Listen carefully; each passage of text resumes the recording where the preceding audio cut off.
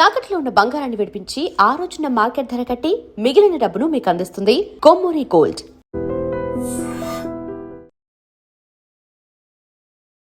America Iran ceasefire ఎంతవరకు వస్తుంది?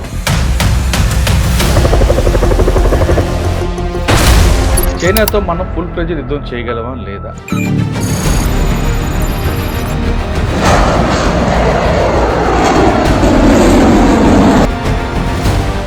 Sir, America Iran cease fire నడుస్తుంది, అది ఎంతవరకు బ్రేక్ అవుతుందా? ఇది లేదు ఒక డ్రామా నడిపి దాన్ని క్రాక్ చేస్తారా? అమెరికాని పెద్దగా ట్రస్ట్ చేయడానికి లేదు సార్. ఇప్పుడు ఆయన పుట్టినరోజు ఉంది ఆ రోజు అని చెప్పేసి ఏదో హడావిడిలో సీజ్ ఫైర్ చేయించేది.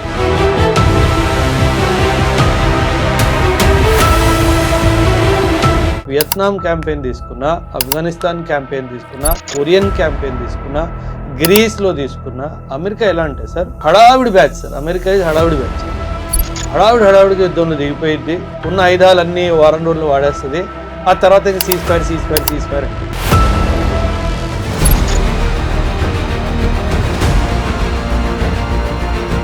పాకిస్తాన్ మనకు శత్రు దేశంగానే చూస్తున్నాం తప్ప మనం ఎందుకు ఆ దేశంతో వ్యాపార సంబంధాలు పెంచుకోవడం, ఆ దేశంతో స్నేహపూర్వకంగా ఉండడానికి ఎందుకు ప్రయత్నం చేయట్లేదు? సార్, మీరు ఒక సామెత వినే ఉంటారు, కుక్క తోక వంకర. అది మనము పాకిస్తాన్తో చేయడానికి వీల్లేదు. ఎందుకంటే sir Pakistan main business is terrorism. In fact Jaishankar garu చాలా రీసెంట్గా ఒక కాన్ఫరెన్స్లో ఆయన మాట్లాడుతూ ఒక జర్మన్ జర్నలిస్ట్ ఒక ప్రశ్న అడిగితే ఆయన ఇచ్చిన జవాబు నేను ఇస్తున్నాను. There is no problem with doing business with Pakistan, but the only problem is their business is terrorism. చైనాతో వ్యాపార సంబంధాలు మనకు బాగున్నాయి, కానీ ఇప్పటివరకు లేదు. కానీ ఫ్యూచర్లో వాళ్ళతో కంప్లీట్గా వార్ వచ్చింది అనుకో, చైనాతో మన ఫుల్ ప్రెజర్కి వార్ చేసే కెపాసిటీ మనకు ఉందా లేదా? ప్రశ్న ఏంటంటే యుద్ధం దేనికోసం చేయాలి? మనం చైనా ఇద్దరు యుద్ధానికి వెళ్తే ఆ వార్ ఆఫ్ అట్రిషన్కే వెళ్ళిపోతుంది.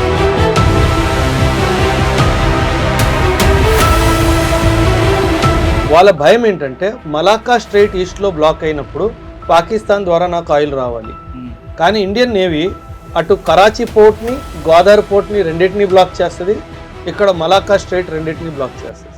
ఈ రోజు కూడా మనం ఆ పని చేయగలం. చైనాకి ఆ విషయం తెలుసు.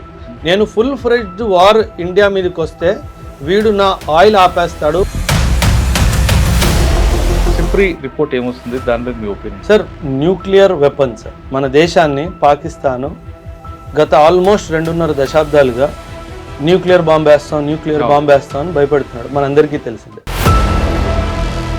సో ఈ విషయాన్ని మనం నార్మల్గా తీసుకోకుండా చాలా సీరియస్గా తీసుకొని గత 4-5 సంవత్సరాల నుంచి మనం మన న్యూక్లియర్ ఇన్వెంటరీని పెంచుతున్నాం. అదే వాజ్పేయి గారు కూడా చెప్పారు.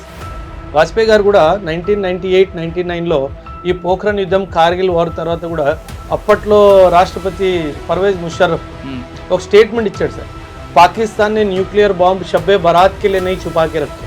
అంటే ఏమన్నాడు, మేము దీపావళి పండుగ చేసుకోవడానికి న్యూక్లియర్ బాంబ్ తయారు చేసుకోలేదు అని ఒక డైలాగ్ కొట్టాడు. అప్పుడు వాజ్పేయి గారు ఇండియన్ పార్లమెంట్ నుంచి ఒక మెసేజ్ ఇచ్చారు పాకిస్తాన్, బహుశా నువ్వు 1 కొడతావేమో, 2 కొడతావేమో, 3 కొడతావేమో, 3 సిటీలు వెళ్ళిపోతాయేమో, అంతే కదా, నేను తిరిగి కొడితే వరల్డ్ మ్యాప్ నుంచి పాకిస్తాన్ లేపేస్తాను.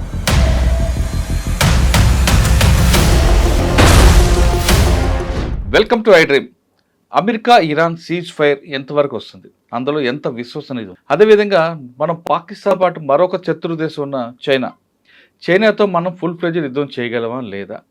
ఒకవేళ పాకిస్తాన్తో మనం ఎందుకు వ్యాపార సంబంధాలు కొనసాగట్లేదు? ఇలాంటి అంతర్జాతీయ విషయాలపై మనతో మాట్లాడడానికి మేజర్ ఓబ్రాయ్ గారు ఉన్నారు. ఆయన Ekam IAS academy director. Major Oberoi గారికి ఇంటర్నేషనల్ వ్యవహారాల మీద మనకు పూర్తిగా చాలా ఈ 3 అంశాలే కాకుండా చాలా విషయాలు తెలుసుకుందాం. సార్ నమస్తే అండి. నమస్తే సార్. సార్, అమెరికా ఇరాన్ దీని మీద సంబంధించి సీజ్ ఫైర్ నడుస్తుంది, అది ఎంతవరకు బ్రేక్ అవుతుందా? ఇది లేదు ఒక డ్రామా నడిపి దాన్ని క్రాక్ చేస్తారా? అదొక విషయంతో పాటు మనం పాకిస్తాన్తో పాటు మనకు మరొక దేశం చైనాతో మనకి వార్ ఎప్పటి నుంచి వస్తుంటుంది, కానీ అది మన చేతులతోనే యుద్ధాలు చేస్తుంటాం. ఎల్ఓసి లేదు కాబట్టి, లేసి కాబట్టి అది ఒకవేళ ఎప్పుడైనా ఫ్యూచర్లో మన ఫుల్ ఫ్లెడ్జ్డ్గా ఎడ్జెంట్ చేయడానికి మనం సిద్ధంగా ఉన్నామా లేదా? పాకిస్తాన్తో మనం కేవలం వారుగానే చూస్తాం, శత్రు దేశం చూస్తాం, కానీ ఎందుకు వ్యాపార సంబంధాలు కొనసాగించి ఒక మిత్ర దేశంగా కలుపుకోవడానికి మనకు అవకాశం ఎందుకు ఉండట్లేదు? అంటే మనకు అక్కడి నుంచి కమర్షియల్ క్రాప్ చాలా వస్తుంటాయి కదా, యాపిల్ వెళ్తుంది, చాలా విషయాలు వస్తుంటాయి. ఎందుకు ఆ యాంగిల్లో ఎందుకు వాళ్ళని మనం దగ్గర తీసుకోవడం ప్రయత్నం చేయట్లేదు? ఇది ర్యాపిడ్ ఫైర్ షో అని చెప్పలేదు సార్, మీరు ముందే ఒక 4-5 క్వశ్చన్లు డైరెక్ట్గా అడిగారు కాబట్టి నాకు నా ఆర్మీ ఇంటర్వ్యూ గుర్తొచ్చింది. ఆయన ఎస్ఎస్బి భోపాల్ కమాండెంట్ గారు ఒక 10-12 క్వశ్చన్లు చెప్పుకుంటూ వెళ్ళిపోయాడు సార్. అంటే నేనేమో చెప్దామని స్టార్ట్ చేసి ఇంకో క్వశ్చన్ చెప్తున్నాడు, అంటే నాకు చెప్పే అవకాశం కూడా ఇస్తాడో లేదని. ఆ తర్వాత ఆయన ఆపేసి నౌ స్టార్ట్ యంగ్ మ్యాన్ అన్నాడు. ఆయన నౌ స్టార్ట్ యంగ్ మ్యాన్ అన్నాడు, నేను అన్ని క్వశ్చన్లు మర్చిపోయాను. సో మీరు అడగగానే నాకు అలాగ అనిపించింది. అమెరికా ఎలాంటి దేశం అంటే సార్, అమెరికాని పెద్దగా ట్రస్ట్ చేయడానికి లేదు సార్. ఇప్పుడు ఆయన పుట్టినరోజు ఉంది ఆ రోజు అని చెప్పేసి ఏదో హడావిడిలో సీజ్ ఫైర్ చేయించేశాడు సార్. కానీ ఆ సీజ్ ఫైర్ ఒక వ్యాలిడిటీ నన్ను అడిగితే మనము సాధారణంగా 29 రూపాయలు ఇచ్చి మొబైల్ వారం రోజులకి రీఛార్జ్ చేయించుకుంటాం సార్, దాని వ్యాలిడిటీ వారం రోజులే ఉంటుంది. అదేవిధంగా ఈ సీజ్ ఫైర్ వ్యాలిడిటీ మహా అయితే వారం రోజులు ఉంటుంది అంతే, దానికి మించి ఉండదు. ఏదో వాళ్ళకి ఏదో మైండ్లో ఉంటుంది, మేము సీజ్ ఫైర్ చేయించాము అన్న ఒక ఆలోచన ఉంటుంది, దానికోసం ముందుకెళ్తారు తప్పితే ఏమీ లేదు. కానీ ఇంకో న్యూస్, అది చాలా ఇంపార్టెంట్ న్యూస్ సార్. ఈ సీజ్ ఫైర్లో భాగంగానే ఇంకో న్యూస్ ఏమొచ్చింది అంటే, అమెరికా ఇరాన్కి $300 బిలియన్ ఇచ్చింది, ఇస్తేనే వాడు సీజ్ ఫైర్కి ఒప్పుకున్నాడు అని చెప్పి న్యూస్ వచ్చింది. కానీ కాదంటున్నాడు కదా ట్రంప్. అది ఒప్పుకుంటే ఓడిపోయినట్టే కదా సార్. బుద్ధున్నాడు ఎవరైనా ఒప్పుకుంటాడా సార్? సో అది ఖచ్చితంగా అది అలాంటివి బయట వస్తున్నాయి అంటే, ఎందుకంటే సార్ ఎప్పుడైనా గుర్తుపెట్టుకోండి సార్, యుద్ధ రంగంలో సీజ్ ఫైర్ ఎవరు కోరుకుంటారు? ఓడిపోతున్నాడు కోరుకుంటాడు.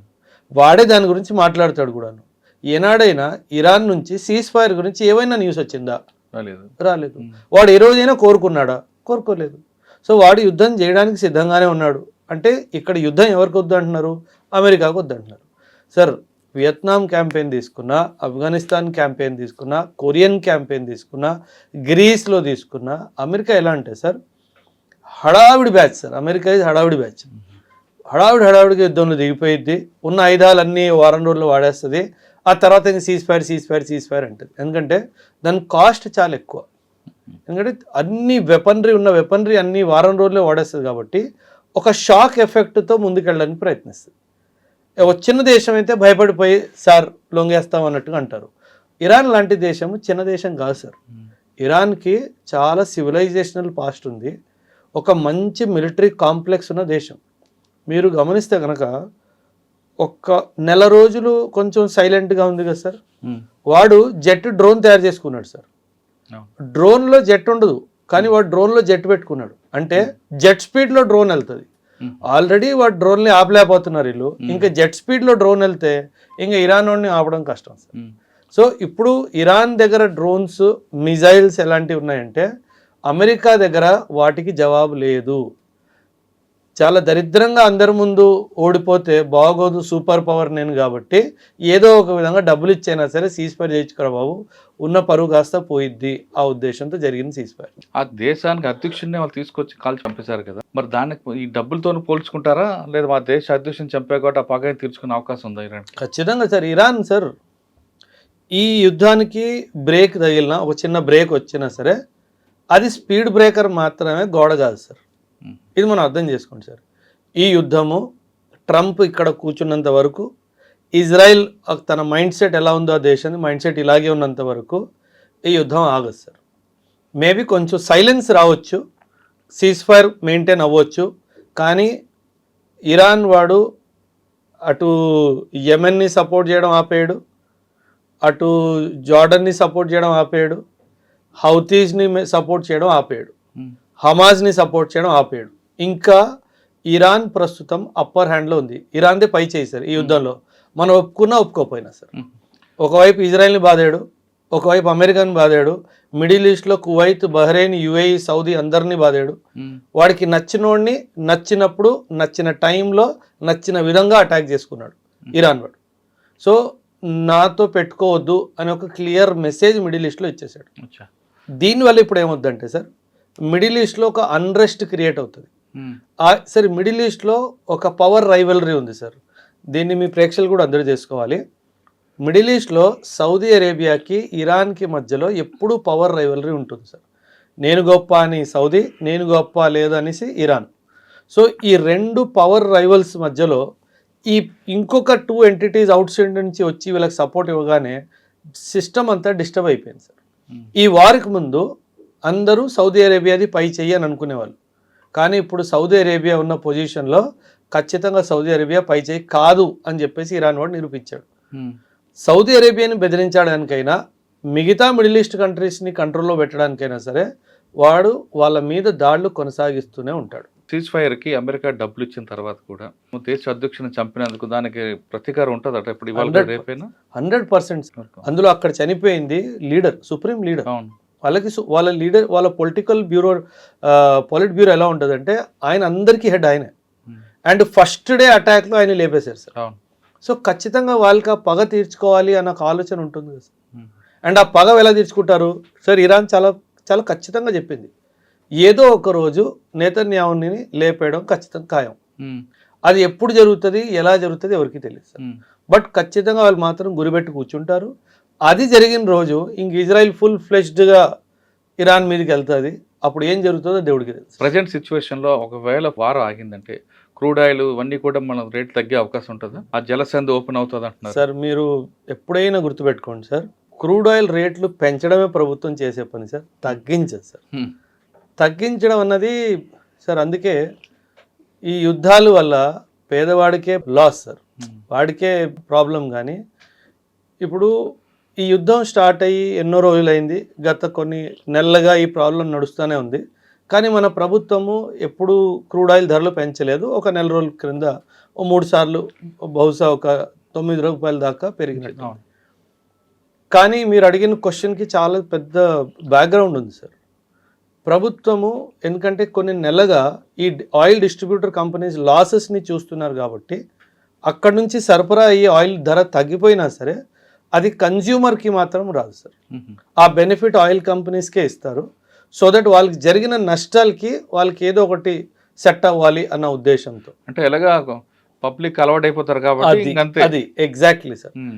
అందుకే మనం చరిత్రలో చూసుకుంటే ధరలు పెంచడం కానీ తగ్గించడం ఉండదు. తగ్గించినా సరే ₹1 పావులా తగ్గిస్తాడు, పెంచడం మాత్రం రూపాయల్లో పెంచుతాడు. అంటే 120 రూపాయలకి పబ్లిక్ అలవాటు అయిపోయారు లీటర్ పెట్రోల్కి. కంటిన్యూ చేస్తారు తప్ప ఇంకా ఉండదు. అది మళ్ళీ మీరు అన్నట్లు తగ్గించి 10 పైసలు 20 పైసలు అంతే, 25 పైసలు 50 పైసలు 60 పైసలు అలా తగ్గించి మాకు అవకాశం ఎంత వీలైనంత మేము తగ్గించేము అని చెప్తారు. అది ప్రతి ప్రభుత్వం చేసేదే కదా సార్, అందులో కొత్త ఉంది సార్. ఓకే, అంటే ఇది టెంపరీ సొల్యూషన్ అంతే తప్ప పర్మనెంట్ సొల్యూషన్ కాదు సీజ్ ఫైర్ అని. కాదు సార్. కానీ ఇరాన్ నమ్మడం లేదు, హడావుడి చేసి అమెరికాని కూడా నమ్మడం లేదు. ఖచ్చితంగా సార్. అంటే ఇక్కడ సరే ఆ యుద్ధం నిర్ణయం తీసుకుంది ట్రంప్. ఇప్పుడు సడన్గా డౌన్ అవుతున్నాం కాబట్టి అప్పర్ హ్యాండ్ ఇరాన్ అవుతుంది కాబట్టి సీజ్ ఫైర్ అని వస్తున్నారు. కానీ వాళ్ళు పబ్లిక్లో చులకన అవుతాడు కదా. ఒక సామెత ఉంది కదా సార్, అబద్ధాన్ని గట్టిగా అరుస్తే అది నిజంలాగే వినిపిస్తుంది అనేసి. ఎందుకంటే సార్ అమెరికా లాంటి దేశము విశ్వవ్యాప్తంగా పెద్ద మీడియా హౌజెస్ని కంట్రోల్ చేస్తారు సార్. డబ్బులు ఇచ్చో లేదో ఐడియాలజికల్ సపోర్ట్ ఇచ్చో వాళ్ళని కంట్రోల్ చేస్తుంది. ఆ మీడియా హౌజెస్ అందరూ అమెరికాయే యుద్ధం గెలిచింది అని ఒక నెరేటివ్ క్రియేట్ చేస్తారు. సో దానివల్ల ఇప్పుడు వియత్నాం వారు అమెరికా ఓడిపోయింది అన్న విషయం మీకు తెలుసు, నాకు తెలుసు, 10th క్లాస్ పాస్ అయిన స్టూడెంట్ వాడు కూడా తెలుసు. కానీ అమెరికన్ హిస్టరీలో ఆ యుద్ధము గెలిచినట్టే రాసుకున్నారు. అంటే మన పాకిస్తాన్ ప్రవర్తన అప్పుడప్పుడు అనిపిస్తుంది కదా, వాళ్ళ నాన్నగారు అమెరికా నుంచి వచ్చిన ప్రవర్తన. సో వాళ్ళు కొత్తగా ఏం నేర్చుకోలేదు. ఎవరైతే వాళ్ళకి అన్నము బియ్యం పంపిస్తున్నారో వాళ్ళ నాన్నగారు వాళ్ళని చూసి నేర్చుకున్నారు. అంటే ఇప్పుడు సీజ్ ఫైర్ వచ్చినా సామాన్యుడికి మాత్రం ఎలాంటి హ్యాపీ ఉండదు అంటారు సార్. యుద్ధాలు జరిగితే అందరికంటే ఎక్కువ నష్టపోయేది సామాన్యుడే సార్. ఆర్థికంగాను and maybe some infrastructure loss గాను నష్టపోయేది సామాన్యుడే సార్. అచ్చా, సరే మనం అమెరికా ఇరాన్ పక్కన పెడతామండి, పాకిస్తాన్ గురించి మాట్లాడారు కాబట్టి. పాకిస్తాన్ మనకు శత్రు దేశంగానే చూస్తున్నాం తప్ప మనం ఎందుకు ఆ దేశంతో వ్యాపార సంబంధాలు పెంచుకోవడం, ఆ దేశంతో స్నేహపూర్వకంగా ఉండడానికి ఎందుకు ప్రయత్నం చేయట్లేదు సార్? అంటే ఒక విధంగా అలా చేస్తే కొంత వాళ్ళు మార్పు వచ్చే అవకాశం ఉంటుందేమో అని. సార్ మీరు ఒక సామెత వినే ఉంటారు, కుక్క తోక వంకర. అది ఏడాది కూడా ఎలకతోలు సామెత కూడా ఉంది. విశ్వదాభిరామ వినురవేమ. సో కుక్కతో ఒక వంకరైనా ఆ కుక్కని కొంచెం ఎప్పటికైనా తయారవుతుంది అని వదిలిపెట్టచ్చు కదా. లేదండి, మేబీ కుక్కని నమ్మొచ్చావు కానీ వాడిని కాదు. అంటే సార్ ఇప్పుడు మీరు వ్యాపారం గురించి మాట్లాడారు సార్. అంటే మనకి చైనాకి దౌపర్యంగా భేదాలు ఉన్నా సరే మనం బాగా వ్యాపారం చేసుకుంటున్నాం. వాడు తెలివైన వాడు సార్.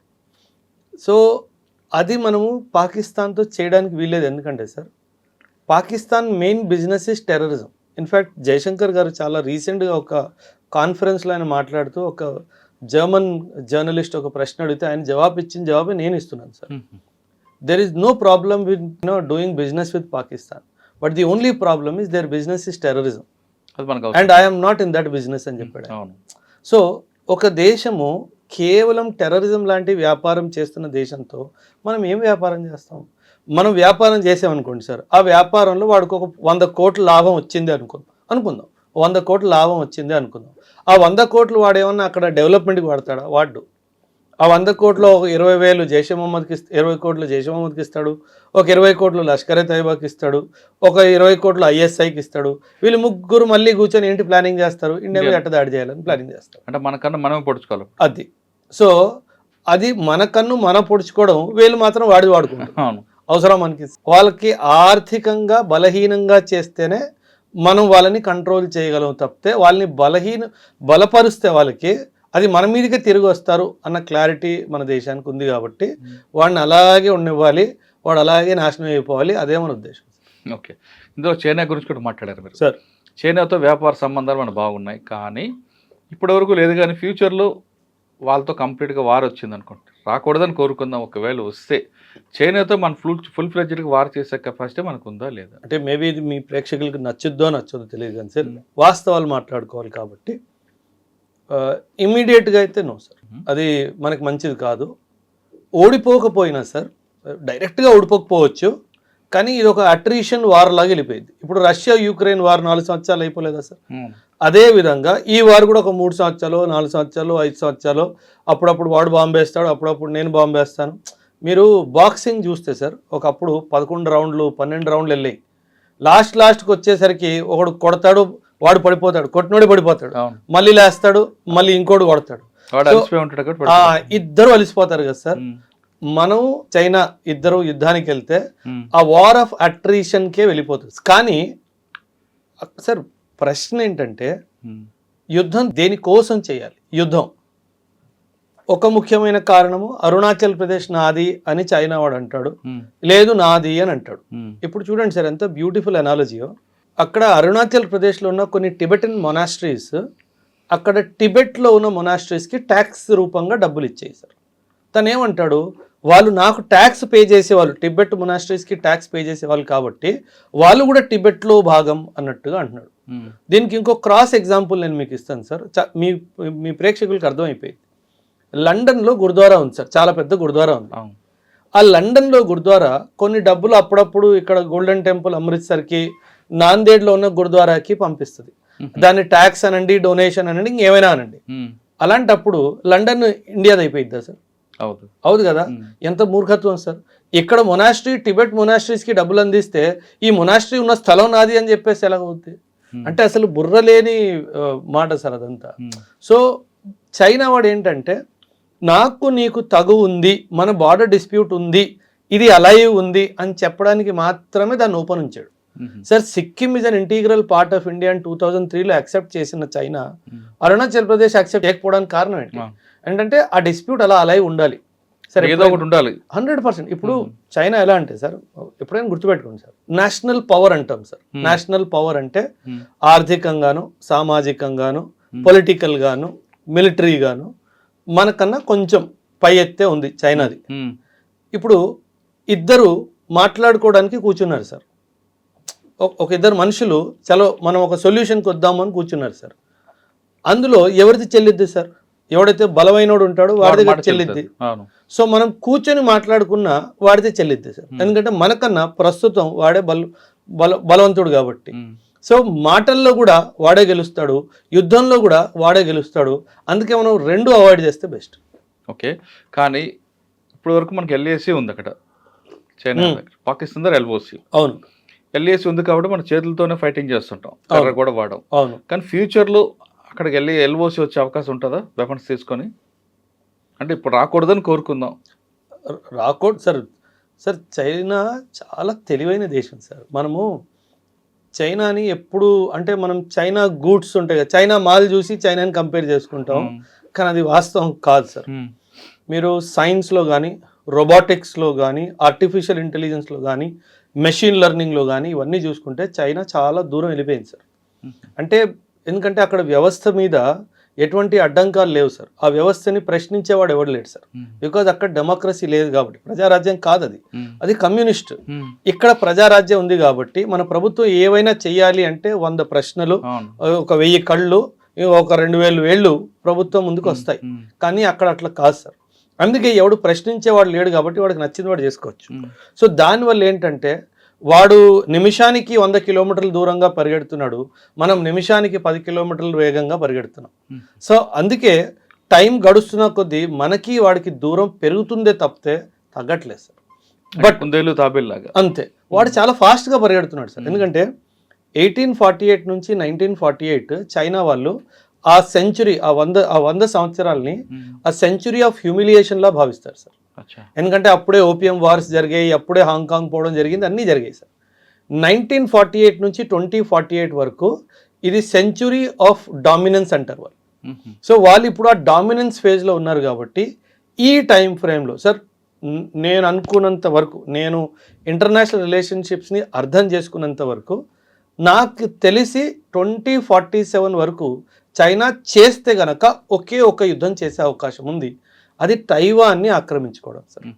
అది కూడా నేను అనుకుంటున్నాను 20% అవకాశం ఉంది, మిగతా 80% 2047 తర్వాత చూద్దాంలే అనే అవకాశం అయితే ఉండొచ్చు సార్. ఎందుకంటే వాళ్ళ గ్రోత్ ఆగిపోయింది సార్.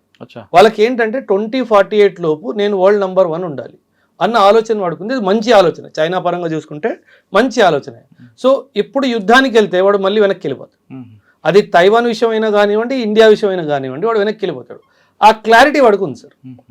సో ఖచ్చితంగా మన దేశం మీద కానీ తైవాన్ మీద కానీ యుద్ధానికి వెళ్ళే అవకాశం తక్కువ ఉంది అన్నది నా అనుమానం.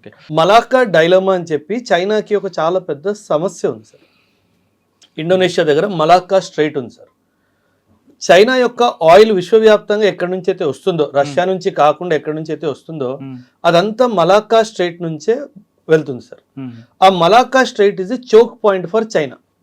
చైనా క్లారిటీ ఏముందంటే మన ఇండియా ఇక్కడ అండమాన్ అండ్ నికోబార్ ఐలాండ్స్ దగ్గర చాలా దగ్గరలో ఉంది కాబట్టి ఇండియా వాళ్ళ షిప్స్ని పెట్టి అక్కడ ఎయిర్ స్ట్రిప్స్ని క్రియేట్ చేసి ఎయిర్ ఫోర్స్ని తీసుకొచ్చి నన్ను బెదిరించే అవకాశం ఉంది అన్న క్లారిటీ చైనాకు ఉంది సార్. ఓకే సార్, చైనా చాలా తెలివిగా చైనా పాకిస్తాన్ ఎకనామిక్ కారిడార్ చేయించుకుంది సార్. వాళ్ళ భయం ఏంటంటే మలాక్కా స్ట్రైట్ ఈస్ట్లో బ్లాక్ అయినప్పుడు పాకిస్తాన్ ద్వారా నాకు ఆయిల్ రావాలి, కానీ ఇండియన్ నేవీ అటు కరాచీ పోర్ట్ని, గ్వాదర్ పోర్ట్ని రెండింటినీ బ్లాక్ చేస్తుంది, ఇక్కడ మలాక్కా స్ట్రైట్ రెండింటినీ బ్లాక్ చేస్తుంది సార్. ఈ రోజు కూడా మనం ఆ పని చేయగలం. చైనాకి ఆ విషయం తెలుసు. నేను ఫుల్ ఫ్లెడ్జ్డ్ వార్ ఇండియా మీదకి వస్తే వీడు నా ఆయిల్ ఆపేస్తాడు, వీడు నాకు రావాల్సిన సార్ మన economy we are a consumption economy sir. అంటే మనం వాడుతాం ఎక్కువ. Chinese economy is an export led economy. వాడు అమ్ముతాడు ఎక్కువ. సో వాడు ఎకానమీ బ్లాక్ అవ్వాలి అంటే వాడు ట్రేడ్ రూట్స్ బ్లాక్ అవ్వాలి. మనం ఒక 4 రోజులు మలాక్కా స్ట్రైట్ బ్లాక్ చేసి ఇటు Karachi port and Gwadar port పాకిస్తాన్ది బ్లాక్ చేసాం అనుకోండి, 4 రోజుల్లో చైనా వాడు మోకాల మీద మన మీద ముందుకు వస్తాడు. మనం చెయ్యగలము అన్న క్లారిటీ వాడికి ఉంది, కానీ వాడు దాన్ని కౌంటర్ చేసే కెపాసిటీ కూడా చైనా దగ్గర ఉంది సార్. అందుకే ఇది చాలా పెద్ద యుద్ధం అయిపోయింది. కరెక్టే, కానీ మన అపోజిషన్ పార్టీ ఎందుకు ఆపుతున్నాయి సార్? ఇప్పుడు గవర్నమెంట్ మీరు అడిగే ప్రశ్న వెనుక ఒక పాయింట్ ఉంది సార్. మీరు రూలింగ్ పార్టీ సార్, నేను అపోజిషన్ పార్టీ సార్. మీరు ఒక పని చేస్తున్నారు సార్, దానివల్ల మీకు మంచి పేరు వస్తుంది సార్. నేనేం చేయాలి అప్పుడు? నువ్వు చేస్తున్న పని తప్పు. కరెక్ట్, అది రాజకీయంగా మీరు అన్నట్లు పాలిటిక్స్, నేషనల్ సెక్యూరిటీ, నేషనల్ సంబంధించిన విషయం, వ్యవహారం కదా. అపోజిషన్ పార్టీ అది అపోజిషన్ లో ఎవడున్నా సరే సార్, ప్రస్తుతం ఉన్న పార్టీ అపోజిషన్ లో ఉన్నా, లేదా ఇప్పుడు పరిపాలన ఉన్న పార్టీ అపోజిషన్ లో ఉన్నా, ఎవరైనా సరే అదే పని చేస్తారు కదా సార్. ఎందుకంటే క్రెడిట్ అక్కడికి వెళ్ళిపోతుంది కదా సార్. మీ క్రెడిట్ వచ్చేసింది అనుకోండి, నేను ఎందుకు కోరుకుంటాను? మీకు హిస్టరీ చెప్తాను. క్రెడిట్ కోసం మనం కొన్ని విషయాలు తీసుకుంటే నేషనల్ సెక్యూరిటీ అవ్వచ్చు, నేషనల్ డెవలప్మెంట్ విషయంలో కొంత కాంప్రమైజ్ అవ్వాలి అనేది రాజకీయ నాయకుల దగ్గర మనం ఎక్కువ ఎక్స్పెక్ట్ చేయట్లా, అది ఎక్స్పెక్టేషన్ ఎక్కువైపోలా. మీరు ఆదర్శవాదం చూస్తున్నారు, అది పాలిటిక్స్లో పనిచేసిద్దా సార్? జరగదు. ఇప్పుడు 1 నేషన్ 1 ఎలక్షన్ ఒక జరిగింది, అవును. బీజేపీ దాన్ని మొత్తానికి తీసుకొచ్చే క్రమంలోనే ఉంది. ఒక్క టైం ఇప్పుడు 1 నేషన్ 1 ఎలక్షన్ ఉండొద్దు అని చెప్పి కాంగ్రెస్ వాళ్ళు ఫైట్ చేస్తున్నారు. అవును. ఒకప్పుడు 1 నేషన్ 1 ఎలక్షన్ కావాలని చెప్పి కాంగ్రెస్ ఫైట్ చేసింది, వద్దు అని బీజేపీ ఫైట్ చేసింది. ఒక 30 సంవత్సరాల క్రితం టేబుల్ టర్న్ అయిపోయిందా? అంతే సార్. ఇప్పుడు రేపు వేరే ప్రభుత్వం పవర్లోకి వస్తే మళ్ళీ మనోళ్ళే నిల్చుంటారు, అరే బాబు అది మంచిది కాదు, నికోబార్ ఐలాండ్స్లో అక్కడ మెరీన్ లైఫ్ డిస్టర్బ్ అయిపోతుంది అంటారు. మనకు మెరీన్ లైఫ్ ముఖ్యమా, నేషనల్ సెక్యూరిటీ ముఖ్యమా? రెండు ముఖ్యమే, నేను కాదనట్లేదు సార్.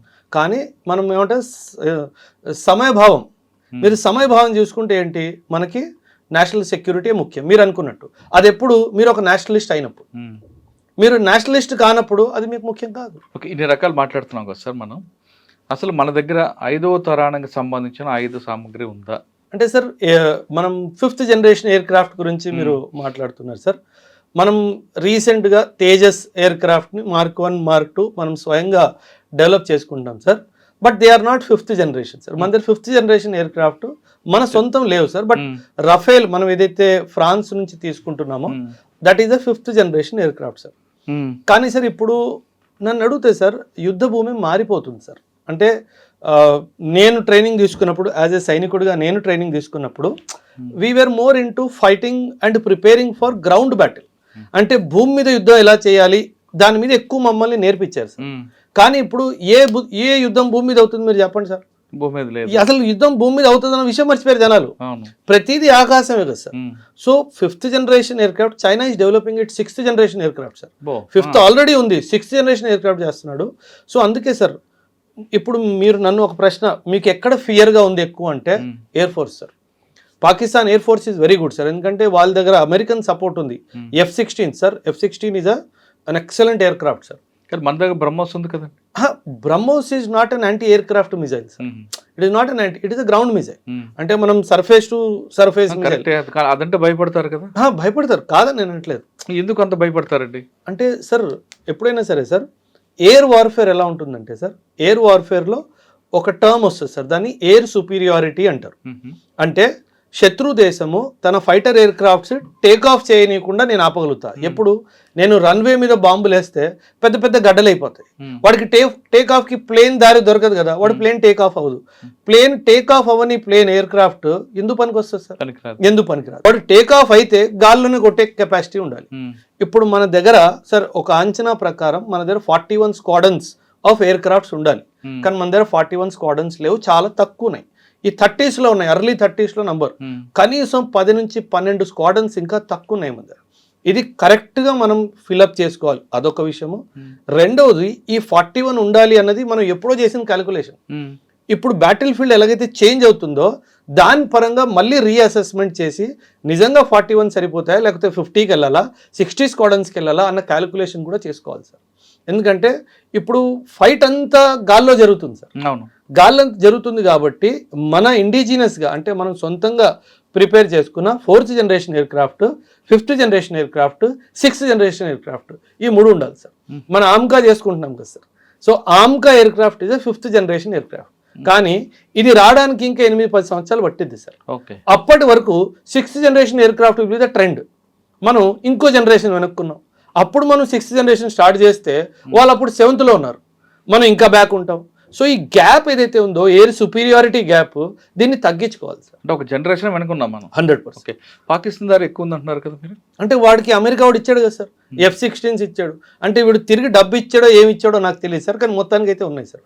అంటే వాటిలో వేసుకోవడానికి పెట్రోల్ ఉందో లేదో తెలియదు, కానీ బండి అయితే ఉంది. కానీ మనం ఏం తీసుకోకూడదు అమెరికా అంటే మనం ఎప్పుడు సార్ అమెరికా ఎక్విప్మెంట్ ఏంటంటే సార్, అమెరికా వాడిది ఒక పాలసీ ఉంది సార్. అమెరికా వాడు ఎప్పుడు టెక్నాలజీ ట్రాన్స్ఫర్ చేయడు సార్ వాడు. సో వాడు ఏమంటాడంటే ఎప్పుడు ఒక బయ్యర్ సెల్లర్ రిలేషన్షిప్ మెయింటైన్ చేయడానికి ప్రయత్నిస్తాడు సార్. అమెరికా వాడు ఏంటంటే అమ్మేవాడిని నేను, కొనుక్కునేవాడివి నువ్వు, అంతే. ఆ రిలేషన్షిప్ అంతే. అంటే ప్రిన్సిపల్ ఏజెంట్ రిలేషన్షిప్ అంటాం కదా సార్, ఆ రిలేషన్షిప్ మెయింటైన్ చేస్తాడు. కానీ రష్యా వాడు ఏంటంటే, సరే మనం ఇద్దరం కలిసి మ్యానుఫ్యాక్చరింగ్ చేసుకుందాం, కొన్ని ప్లాంట్స్ నీ దగ్గర పెట్టుకో, కొన్ని ప్లాంట్స్ నా దగ్గర పెట్టుకుందాం అని చెప్పి జాయింట్ ప్రొడక్షన్ చేస్తాం. అమెరికా కూడా జాయింట్ ప్రొడక్షన్ చేయడు సార్, అదొక ప్రాబ్లం వాడితోటి. రెండో ప్రాబ్లం ఏంటంటే వాడు టెక్నాలజీ ట్రాన్స్ఫర్ ఇవ్వని చెప్పాను కదా ఫస్ట్ ప్రాబ్లం. పాకిస్తాన్కి ఇస్తాడా? వీరని చెప్తాను. రెండవ ప్రాబ్లం ఏంటంటే వాడు ఆ ఫైనల్ స్విచ్ వాడి దగ్గర పెట్టుకుంటాడు. ఓహో, అంటే సాఫ్ట్వేర్ అంతా వాడు కంట్రోలే కదా సార్. అక్కడ స్విచ్ చేస్తే లైట్ వెలుగుతుంది. వాడు స్విచ్ ఆపేసాడు అనుకోండి, ఇక్కడ ఇంజిన్ ఆన్ అవ్వదు. సో మనకు అలాంటి ఆయుధం ఎందుకు సార్? సో అండ్ కంప్లీట్ మనకి గ్రిప్ ఉన్నది కావాలి మనకి. ఆబ్వియస్లీ సార్, అంటే యుద్ధ భూమిలో అప్పుడు వాడు ఒప్పుకుంటేనే కదా ఫ్లైట్ టేక్ ఆఫ్ అయ్యేది. అంత మూర్ఖత్వం మనం ఎందుకు చేయాలి? పాకిస్తాన్ దిక్కులేదు కాబట్టి వాడు చేసుకున్నాడు, వాడికి ఇంకెవడు ఇస్తాడు సార్? అందుకే సార్ ఒకటి గుర్తుపెట్టుకోవాలి సార్, ఎప్పుడైనా సరే యుద్ధ భూమిలో మనం ఎవరి మీద డిపెండ్ లేకుండా ఆయుధాలని మనం సమకూర్చుకోవాలి. ఒకప్పుడు 70 to 80% ఆఫ్ ది వెపన్స్ మనం ఇంపోర్ట్ చేసుకునే వాళ్ళము, ఒక 15-20% సెల్ఫ్ ప్రొడక్షన్ చేసుకునే వాళ్ళం. కానీ ఇప్పుడు టేబుల్ టర్న్ అయింది సార్. 60 to 70% మనం సొంతంగా తయారు చేసుకుంటున్నాము, ఓన్లీ 15-20-30% మాత్రమే బయట నుంచి వస్తుంది సార్. కానీ ఈ 70-30 రేషియో ఎయిర్ ఫోర్స్లో లేదు సార్, ఇది ఎయిర్ ఫోర్స్లో రావాలి సార్. సో అక్కడ కనుక మనకు వస్తే ఖచ్చితంగా మన దేశానికి ఇంకా బలం సమకూర్చుకుంటాం సార్. భవిష్యత్తులో డ్రోన్లు ఇద్దాం, అది ఏ విధంగా ఉండిపోతుంది? భవిష్యత్ ఏంటి సార్, ప్రెసెంట్ లో కూడా అవుతుంది కదా, కానీ ఇంకా పెరిగే సంఖ్య ఉంది కదా, చాలా దారుణంగా sir. In fact drone has change the battle field sir, complete గా మార్చేసింది బ్యాటిల్ ఫీల్డ్ ని. మీరు ఇరాన్ మన ఇండియా పాకిస్తాన్ ఆపరేషన్ సింధూర్ అప్పుడు చూసినా సరే రెండు విన్నారు కదా సార్, మిజైల్ విన్నారు, డ్రోన్ విన్నారు. ఇంకేం వినలేదు సార్, ఎందుకంటే వాళ్ళ ఎయిర్ క్రాఫ్ట్స్ మనం అసలు ఎగరనివ్వలేదు కదా సార్. సో ఈ రెండే కదా సార్. అదే కాదు సార్, అంటే టర్కీ లాంటి దేశము డ్రోన్స్లో చాలా మంచి నాలెడ్జ్ ఉంది సార్ వాళ్ళకి. ఇరాన్ ఇప్పుడు డ్రోన్స్ చాలా, Hadid drone 150, Hadid 110 drone, it is a jet drone sir. Jet drone అంటే డ్రోన్ 500 km/h వేగంతో పరిగెడుతుంది sir. And 30 kgs of TNT carry చేయగలదు. అంటే 30 kgల అదొక మిజైల్ రాకెట్ లాంటిది సార్. 500 km/స్పీడ్ వెళ్తుంది అంటే ఇంక దానికి ఆపడానికి లేదు. సో అలాంటి టెక్నాలజీ వస్తుంది కాబట్టి ఖచ్చితంగా డ్రోన్స్ రంగంలో అయితే మనం చాలా వర్క్ చేయాలి సార్. అటు చైనా, ఇటు పాకిస్తాన్, ఇటు బంగ్లాదేశ్, అటు మ్యాన్మార్, ఈ 4 డైమెన్షన్స్ని మనం అండ్ మొత్తం ఇండియన్ ఓషన్ని దృష్టిలో పెట్టుకొని డ్రోన్ మీద మాత్రం ఖచ్చితంగా మనం పనిచేయాల్సిన అవసరం ఉంది. ఓకే, కానీ జమ్మూ కాశ్మీర్ బార్డర్లో శ్రీరాంపుర కానీ ఆర్ఎస్పుర ఈ ప్రాంతంలో ఎక్కువ డ్రోన్ ద్వారా వాళ్ళు డ్రగ్స్ కానీ వెపన్స్ పంపిస్తున్నారు. దాన్ని కంట్రోల్ చేయడం అండి. ఏదో అప్పుడప్పుడు అడపా మన వాళ్ళు వెళ్తున్నారు, వస్తున్నారు, చేస్తున్నారు, కానీ చేరాల్సిందంతా జరిగిపోతుంది ఆర్ఎస్పుర కానీ లేదా సాంబా సెక్టార్ అని. బార్డర్ చాలా పెద్దది sir, 3300 km border sir Pakistan తోటి. ఎంతగానో అని ఆపుతాము. And it is all desert కదా సార్, ఎడారి. వాడు ఎక్కడి నుంచి డ్రోన్ లేపాడో, ఎక్కడొచ్చి ఆ డ్రోన్ పడ్డాదో. అంటే ఇక్కడ మీరు చెప్తున్న టెక్నాలజీ సపోర్ట్ కాకపోయినా లోకల్ పబ్లిక్ సపోర్ట్ తీసుకుంటే, లోకల్ పబ్లిక్ సపోర్ట్ ఒక్కొక్కసారి, నేను ప్రతిసారి అనట్లేదు, డబ్బులకి అమ్ముడుపోతారు సార్. అది మీ కరెక్ట్ పాయింట్. సో అదొక్క పాయింట్. అంటే లోపం మనలో కూడా కొంచెం ఉంది సార్, కొంచెం గొప్ప పేదరికమో లేకపోతే ఆ దురాశనో ఏమో తెలియదు కానీ ఏదో ఒకటి ఉంటుంది. బట్ ఖచ్చితంగా లోకల్ సపోర్ట్ లేకుండా అయితే అవ్వదు సార్. ఇప్పుడు పేదరికం ఉంది సార్, అంటే పేదరికానికి ముందు మనం ఎథిక్స్ మాట్లాడకూడదు అనుకుంటాం. సో అక్కడ ప్రాబ్లం వస్తుంది సార్. ఆ పేదరికం వల్ల వాళ్ళు ఏంటంటే ఇది నా దేశానికి ఎలా చెడు తీసుకొస్తుందో దాన్ని పసిగట్టలేకపోతున్నారు. సో ఆకలి ముందు దేశాన్ని అమ్మేస్తున్నాడు అన్న ఆలోచన వాళ్ళకి బహుశా రావట్లేదు సార్. సో దానివల్ల జరుగుతున్నాయి. నాట్ ఎవ్రీబడి సార్, బట్ ఖచ్చితంగా డెఫినెట్గా చాలా మంది అందులో ఇన్వాల్వ్ ఉన్నారు సార్. అది ఆ పాయింట్ని మనం క్యాచ్ చేసుకొని అటువంటి సిచ్యువేషన్ రాకుండా కనీసం మీకు దేశం అంతా చేస్తాం సార్. దేశం అంతా కాకపోయినా మనం చెప్పిన 4 బోర్డర్ల ఏరియాలో చేస్తాం సార్. అంటే ఆర్మీలో ఒక కాన్సెప్ట్ ఉంటుంది సార్, ఆర్మ్ ఫోర్సెస్లో స్ట్రాటజిక్ విలేజ్ అంటారు. స్ట్రాటజిక్ విలేజ్ అంటే ఏదైతే సార్ యుద్ధం ఎప్పుడైనా సరే సార్, ఆర్మీ ప్రిపేర్ అవుతున్నప్పుడు ఆకాశం అంతా బాగానే ఉంది కానీ గ్రౌండ్ అటాక్ కోసం ప్రిపేర్ అవుతుంది సార్. పాకిస్తాన్ మన మీద యుద్ధానికి వచ్చింది అనుకోండి సార్, ఎప్పుడైనా సరే మనకి జాగ్రఫీ చాలా ఇంపార్టెంట్ సార్. ఎప్పుడైనా గుర్తుపెట్టుకోండి సార్, వార్ఫేర్లో geography is very important. So కొన్ని విలేజెస్ ఎలా ఉంటాయంటే అవి కొన్ని మంచి హైట్లో ఉంటాయి. హైట్ ఉన్న విలేజెస్ని మనం స్ట్రాటజిక్ విలేజెస్లా భావిస్తాం. అండ్ ఏ విలేజెస్కి యాక్సెస్ దొరికితే వీడు మనం చాలా పెద్ద ఏరియాని కవర్ చేయగలుగుతాడో వీటిని ఐడెంటిఫై చేస్తాం. అలాంటి ఏరియాస్లో అండ్ రిపీటెడ్గా స్మగ్లింగ్ ఎక్కడైతే జరుగుతుందో అలాంటి ఏరియాస్ని మనము స్ట్రాటజిక్ విలేజెస్గా కౌంట్ చేస్తాం. అక్కడ హై ఇంటెన్సిటీ పెట్రోలింగ్ జరుగుతుంది సార్. ఖచ్చితంగా సార్ హై ఇంటెన్సిటీ పెట్రోలింగ్ జరుగుతుంది. అండ్ ఎవ్రీడే ఆల్మోస్ట్ ఎవరినో ఒకరిని పట్టుకోవడం కూడా జరుగుతుంది సార్. కానీ మళ్ళీ అదే మాట సార్, ఇంకా పేదరికం అదేనంటుంది. ఆ పేదరికం ఉన్న కుటుంబాలని వాళ్ళ ఆర్థిక అసమానతలు తొలగించి వాళ్ళకు కూడా ఎకనామిక్గా తీసుకొస్తే కొంత సపోర్ట్ ఉంటుంది కదా సార్. ఆశకు అంతుంది అంటున్నారా సార్ మీరు? లేదు లేదు కదా సార్, మరి అయిపోయింది కదా సార్ అక్కడే. అంటే సులువుగా వచ్చే డబ్బు ముట్టుకోవాలని ప్రతి ఒక్కడు అనుకుంటాడు కదా సార్. సో ఇంకా అక్కడ అదే పని చేస్తాం. సో మనం దాన్ని పెద్ద టాస్క్ ఇదే. అంటే జనరలీ దీన్ని కాన్ఫిడెన్స్ బిల్డింగ్ మెజర్స్ అంటారు సార్. అంటే ఆర్మీ వాళ్ళు రెగ్యులర్గా ఈ బార్డర్ విలేజెస్కి వెళ్ళడము, వాళ్ళకి మెడిసిన్ సప్లై చేయడము, వాళ్ళకి క్యాంప్స్ కండక్ట్ చేయడము, ఎడ్యుకేషన్ కండక్ట్ చేయడం, అక్కడ నుంచే మిలిటరీ ర్యాలీస్ కండక్ట్ చేయడము, అక్కడ నుంచి యూత్ని తీసుకోవడం, కనీసం అక్కడ నుంచి యూత్ని తీసేస్తే ఏదో పని చేసేవాడు ఉన్నాడు కదా అని చెప్పి చేయడము, ఇవన్నీ చేయడం జరుగుతాయి సార్. అంటే మీకు మెయిన్ వార్ కన్నా మెయిన్ టాస్క్ కానీ వీళ్ళని మోటివేషన్ చేయడం పెద్ద టాస్క్. చాలా పెద్ద సార్. సార్ యుద్ధం ఈజ్ ఈజీ సార్, యుద్ధానికి ప్రిపరేషన్ ఇస్ వెరీ డిఫికల్ట్. అవును సార్. ఫైనల్గా సిప్రి రిపోర్ట్ ఏమొస్తుంది, దాని మీద మీ opinion? Sir nuclear weapon sir. Sir మనల్ని మన దేశాన్ని పాకిస్తాను గత ఆల్మోస్ట్ 2.5 దశాబ్దాలుగా న్యూక్లియర్ బాంబ్ వేస్తాం అని భయపెడుతున్నాడు, మనందరికీ తెలిసిందే. సో ఈ విషయాన్ని మనం నార్మల్గా తీసుకోకుండా చాలా సీరియస్గా తీసుకొని గత 4-5 సంవత్సరాల నుంచి మనం మన న్యూక్లియర్ ఇన్వెంటరీని పెంచుతున్నాం సార్. అండ్ ఈ న్యూక్లియర్ ఇన్వెంటరీలో కూడా మనం చాలా ముఖ్యంగా గమనించాల్సిన విషయం ఏంటంటే న్యూక్లియర్ వెపన్స్లో కూడా 3 రకాలు sir. Strategic weapon, operational weapon, tactical weapon. Tactical weapon అంటే ఒక 1/2 కిలోమీటర్ బై 1/2 కిలోమీటర్ దాని ఎఫెక్టివ్ రేంజ్ ఉంటుంది. ఆపరేషన్ అంటే 2 నుంచి 5 కిలోమీటర్ల వరకు రేడియస్లో దానికి పొటెన్షియల్ కిల్లింగ్ ఏరియా అంటాం కదా, అది ఉంటుంది. స్ట్రాటజిక్ బాంబ్ అనేది ఇంకా చాలా పెద్ద బాంబ్ సార్. సో అది కొన్ని కిలోమీటర్లు మనుషులు ఆవిరైపోతారు సార్, అంటే క్షణంలో ఆవిరైపోతారు. సో అలాంటి బాంబులు ఉన్నాయి సార్. సో పాకిస్తాన్ దగ్గర దాదాపు 160 నుంచి 170 అణుబాంబులు ఉన్నాయి అని సిప్రి రిపోర్ట్లో ఉంది సార్. కానీ ఈ అణుబాంబుల్లో ఎక్కువ శాతము టాక్టికల్ బాంబ్స్ ఉన్నాయి. అంటే అంటే మిర్చి పటాకాలు ఎక్కువ ఉన్నాయి, మన భాషలో చెప్పుకోవాలంటే మిర్చి పటాకాలు ఎక్కువ ఉన్నాయి. కానీ మన దగ్గర స్ట్రాటజిక్ న్యూక్లియర్ బాంబ్స్ ఎక్కువ ఉన్నాయి. అంటే అవి డేంజరస్ సార్. సార్ ఎప్పుడైనా సరే సార్ బేసిక్ క్యాల్కులేషన్ సార్, మన దేశం లెంత్ విడ్త్ చాలా పెద్దది, పాకిస్తాన్ విడ్త్ చాలా తక్కువ సార్. అంటే నేను ఒక స్ట్రాటజిక్ బాంబు ఒక న్యూక్లియర్ ఫ్యాషన్లో, ఒక లీనియర్ ఫ్యాషన్లో కొట్టుకుంటూ వెళ్ళిపోయాను అనుకోండి సార్, ఒక 10-12 బాంబులు, పాకిస్తాన్ మొత్తం ధ్వంసం అయిపోద్ది సార్.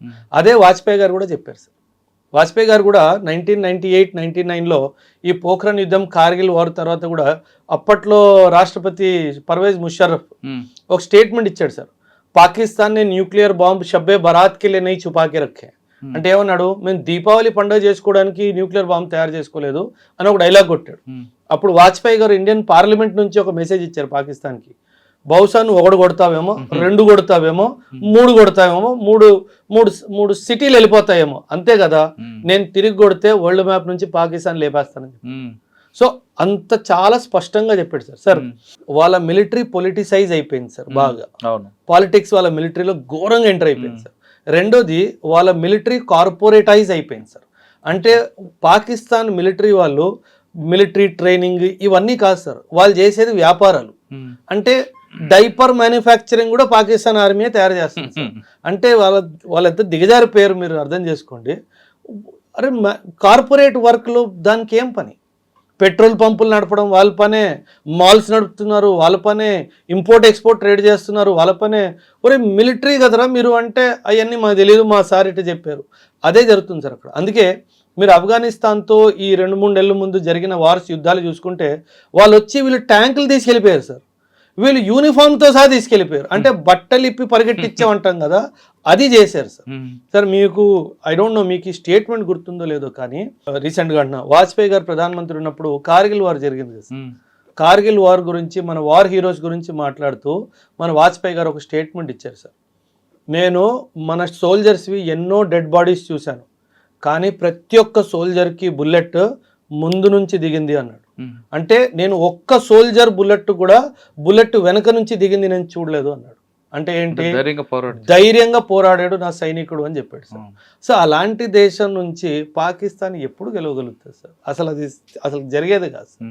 సో వాడి గురించి అంటే ఒక సామెత ఉంది కదా సార్, ఏనుగు నడుస్తున్నప్పుడు కుక్కలు మురుగుతాయి. కుక్కకి మనం సమాధానం చెప్తే చెప్పుకోవాల్సిన అవసరం లేదు సార్. అదే మనం గమ్యం చేరే క్రమంలో కుక్కలు ఎన్నో మరుగుతుంటాయి. అంతే. ప్రతి కుక్కగా ఆన్సర్ ఇచ్చుకుంటూ పోతే మనం గమ్యం చేరలేము. అంతే. అసలు మనం చేయాల్సిన అవసరం కూడా లేదు కదా సార్. ఏనుగు తినకుండా వాళ్ళు ఎందుకు సార్ ఇప్పుడు మీరు అందాక ఒక టాపిక్లో తీసుకొచ్చారు, మిలిటరీ, ఆర్మీ, పొలిటికల్.